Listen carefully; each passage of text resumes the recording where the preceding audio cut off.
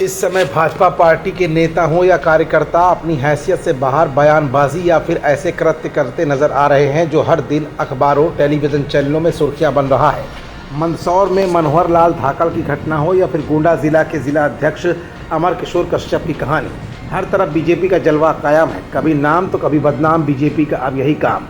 लेकिन इन सबसे दूर गाजियाबाद जिले से भी एक खबर बीजेपी के लिए हैरान और परेशान कर देने वाली अब आ गई है।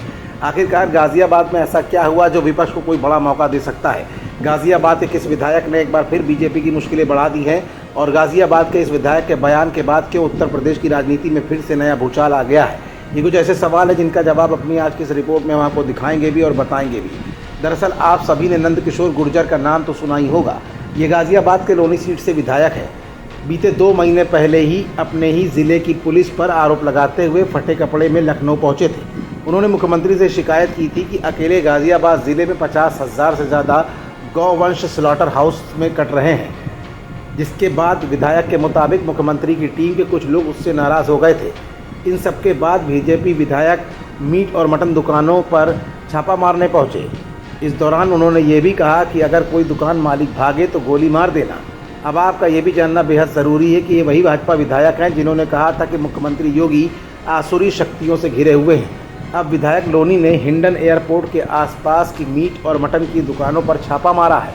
जैसे ही नंदकिशोर गुर्जर हिंडन एयरपोर्ट पर अपने समर्थकों के साथ पहुंचे तो सभी मीट का कारोबार करने वाले दुकानदारों में अफरा तफरी मच गई। सभी अपने दुकानों में ताला जड़कर भागने लगे। वहीं इस दौरान विधायक ने एक दुकानदार को पकड़ा और उसे बिना परमिशन की दुकान खुलने पर हड़काया। इसके साथ ही विधायक नंदकिशोर गुर्जर ने अपने समर्थकों से कहा कि अगर कोई दुकान मालिक भागे तो गोली मार देना।